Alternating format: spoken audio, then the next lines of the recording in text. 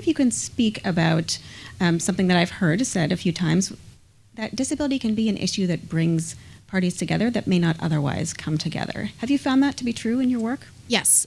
There's two layers to that. I'm going to talk about how disability is an amazing diplomacy tool, but I'm going to also talk about how people with disabilities can be amazing diplomats. So the first part is countries and governments all over the world are open to working on disability.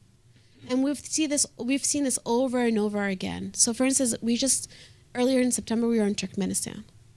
And we had an amazing trip with a lot of government meetings, and every meeting we came out of it with productive outcomes and next steps, right?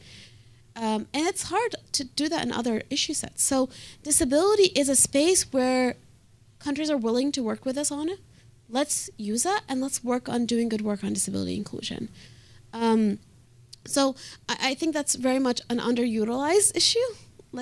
For me, I'm like, let's use it so we can do good work on disability. But the second layer to this is people with disabilities make amazing diplomats. Why? We as a disability community, when we come into a space, we'll say, we need to make this accessible in this way.